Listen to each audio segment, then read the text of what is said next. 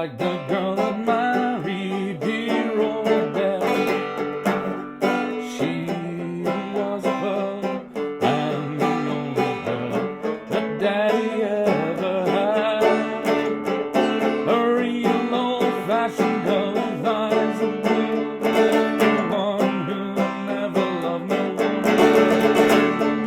I want a girl just like the girl that married dear old Dad.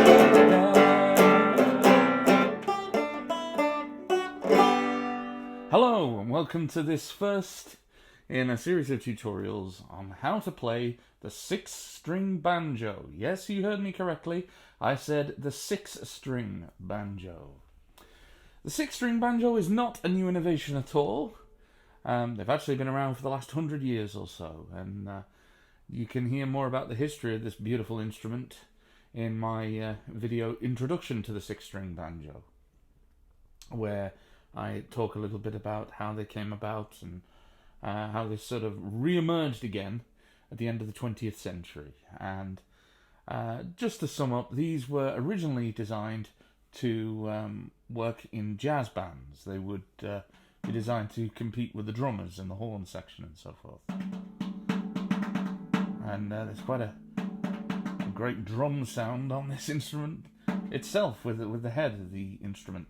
But just in brief, in case you've never seen one and you're not holding one in your hand, basically this is a guitar neck, full-size acoustic guitar neck on a real banjo pot. This is not some sort of ridiculous hybrid or some ghastly attempt at recreating a banjo. This is an actual banjo pot and a proper resonator and banjo head and everything.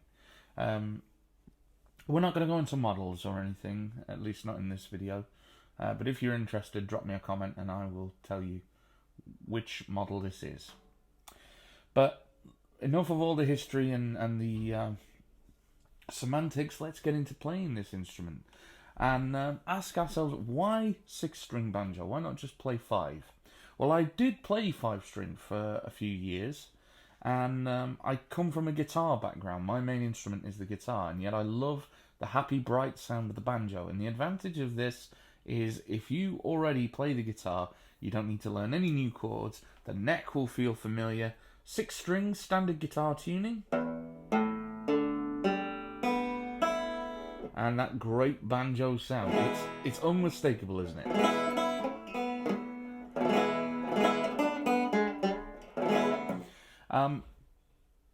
But again, why a 6-string banjo? Well, as you can tell, for a lot of my music, I have a baritone type voice. And for a lot of my music, when I'm singing country songs and blues songs, I found having these 2 bass strings at the bottom here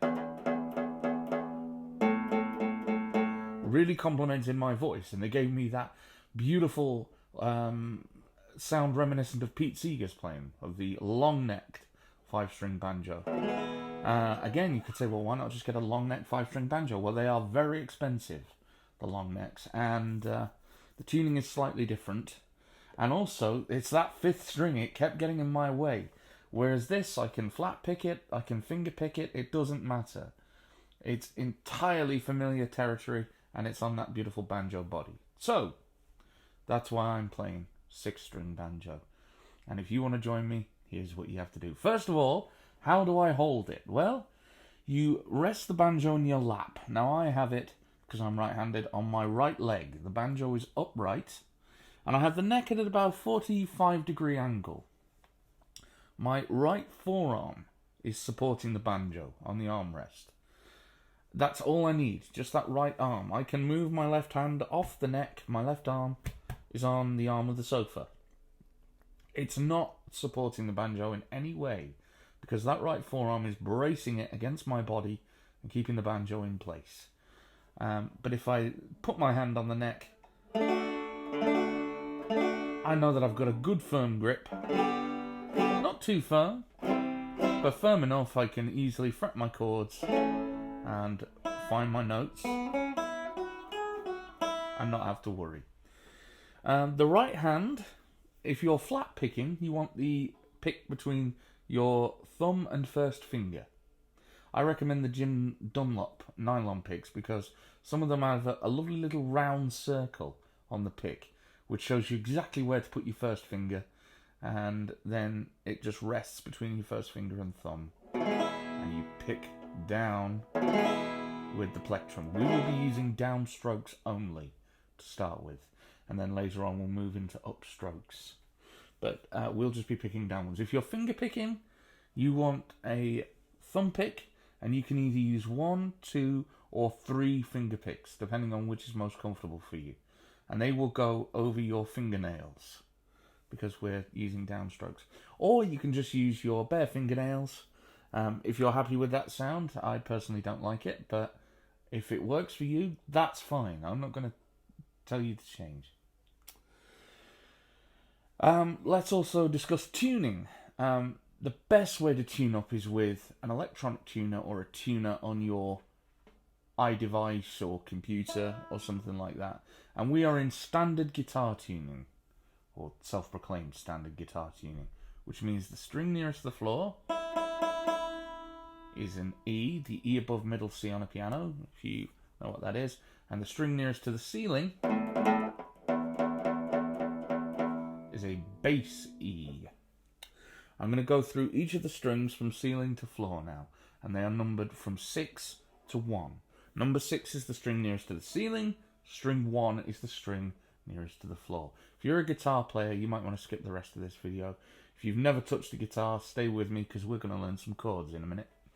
Okay, so the 6th string should sound more or less like this.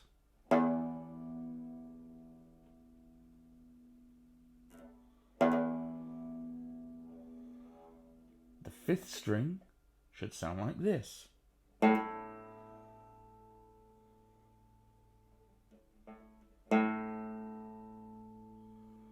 The 4th string should sound like this.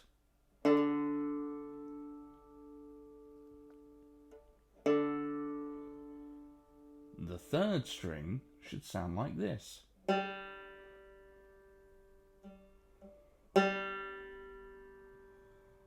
The 2nd string should sound like this. And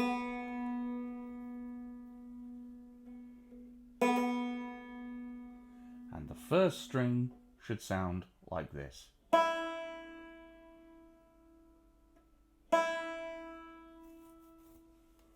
Those are your 6 strings.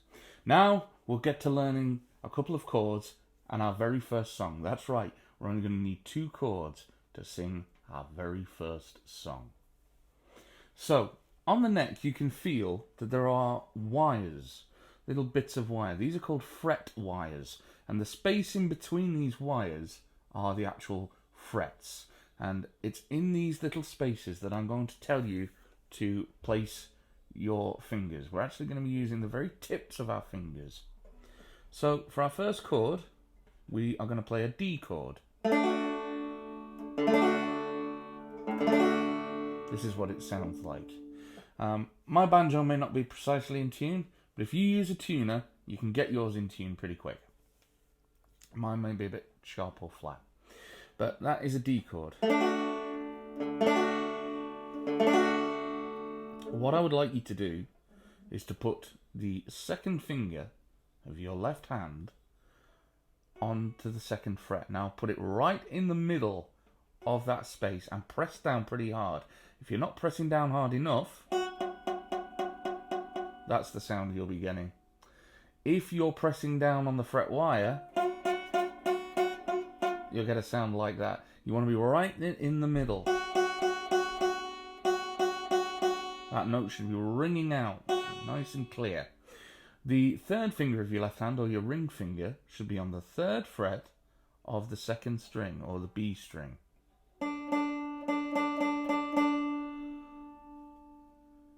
The 1st finger of your left hand should be on the 2nd fret of the 3rd string, or the G string.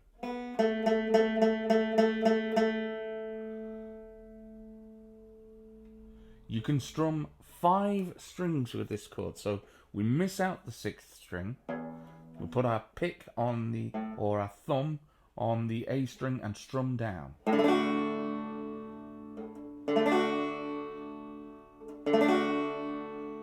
anywhere from the 5th string on down. I would say include at least the 4th downwards. But if you bring in that 5th string, just gives it a bit of extra bass and a bit of extra ring. Now we're going to learn the A chord. The A chord is a little bit easier. What we're going to do is place the ring finger of the left hand. If you're left-handed, this is reversed, I'm assuming.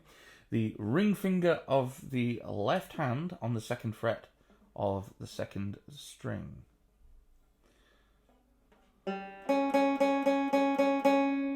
The 2nd finger of the left hand on the 2nd fret of the 3rd string. And the 1st finger of the left hand on the 2nd fret of the 3rd string. And we strum from the 5th string on down, and it should sound like this.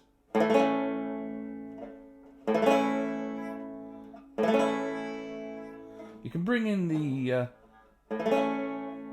all 5 strings if you want. My hand is a bit big, so I'm accidentally muting that very bottom string.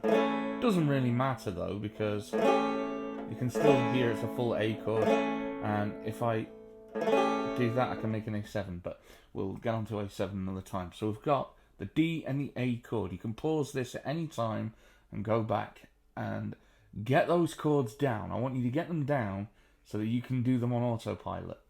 You can do them in your sleep if you need to. Okay, so you've come back and you've learned those chords. Now I'm going to teach us our very first song. And this is a very, very old ballad, a very old American ballad called Hush Little Baby. And we only need 2 chords to play it. And we're going to be playing it very slowly because it's a slow lullaby. And as you get better, you can speed it up and add little rudiments and stuff. But we're going to play this with a 4/4 rhythm, nice and slowly. And a 4/4 rhythm basically means this: 1, 2, 3, 4. 1, 2, 3, 4. 1, 2, 3, 4. 1, 2, 3, 4. So I want you to count that in your head as you strum these chords until you get them playing in rhythm. So it'll go like this: 1, 2, 3, 4. 1, 2, 3, 4. 1, 2, 3, 4. 1, 2, 3, 4. D, 2, 3, 4. A, 2, 3, 4. A again, 2, 3, 4. D, 2, 3, 4. So when I'm calling out each chord, that's the chord I want you to play. So you start on the D, 1, 2, 3, 4. Change to A, 1, 2, 3, 4. Still A, 1, 2, 3, 4. Back to D, 1, 2, 3, 4. Then when you've got your rhythm down, then you can start to sing. And you must sing. I can't stress that enough. Even if you can't sing, just wait till everybody's gone out and practice on your own if you're worried about embarrassing yourself. Because singing really, really helps, because you can tell when you're on the wrong chord just by listening to yourself singing, and you'll think to yourself, that doesn't sound right. I'll demonstrate how to do it. Hush, little baby, don't say a word. Papa's gonna buy you a mockingbird. And if that mockingbird don't sing, Papa's gonna buy you a diamond ring. And if that diamond ring is tin, Papa's gonna buy you a violin. And if that violin don't make a sound, you're still the sweetest baby in this town. The lyrics are up for debate. There are thousands of lyrics to this song. But if you're singing this song and it doesn't sound right, a quick example. Hush, little bit. Ugh, you can hear straight away. It doesn't sound right, does it? Or if you're on the right chord to start with, hush, little baby, don't say a word. It doesn't sound right, does it? So you'll know when to change your chords. So we'll go through the song once more. I don't know when the next video is going to come out. I'm not going to put a timetable on these, but I would say at least a week from now, maybe more, so you'll have plenty of time to learn this song. Okay, from the top, get yourself in rhythm first. Tap it on the banjo head if you like. 1, 2, 3, 4. 1, 2, 3, 4. Then put the left hand in the D chord position. Thumb on the side of the neck to give you a bit of added support. Not on the back. That's a really bad habit. Put your thumb on the side of the neck to give you a little bit of support. And if you want, rest your little finger on the banjo head of the right hand, just to give your hand a little bit of support as well. But you don't have to do that. Okay, from the top. Hush, little baby, don't say a word. Papa's gonna buy you a mockingbird. And if that mockingbird don't sing, Papa's gonna buy you a diamond ring. And if that diamond ring is tin, Papa's gonna buy you a violin. And if that violin don't make a sound, you're still the sweetest baby in this town. There are other lyrics, as I can say. You can sing that song infinitum and you can use your own lyrics. The main thing that matters is that you are singing in tune, you are singing in rhythm, you're remembering your chord shapes, and you're having fun. This is not meant to be a punishment. This is not meant to be regimented. This is meant to be something that you're doing for you and that you're doing for fun. If you're being forced into it, don't do it. If you're not enjoying it, don't do it. At first, it will be a challenge. No denying that. It will be a challenge for you to start with. But once you get those 2 chords down and you start singing, you'll be amazed at what you can do with the banjo. Before we finish, I'd just like to thank one of my old musical mentors, Patrick Costello, who I believe has gone into musical retirement. And Patrick, I'd like to thank you for many, many years of great banjo tuition, 5-string banjo tuition, your great advice, your positivity on me taking up the 6-string banjo, and your wealth of great songs that you helped me and many, many other musicians out there to find. You're 1 in a million, mate, and I wish you all the very, very best, and hopefully we'll hear you playing again soon. So thanks to Patrick, and thanks to you for taking the time to tune in and have a go at the 6-string banjo. I'll see you in lesson 2. Till then, take care and be good to one another. Hush, little baby, don't say a word. Papa's gonna buy you a mockingbird. If that mockingbird don't sing, Papa's gonna buy you a diamond ring. If that diamond ring is tin, Papa's gonna buy you a violin. If that violin don't make a sound, you're the sweetest banjo in this town.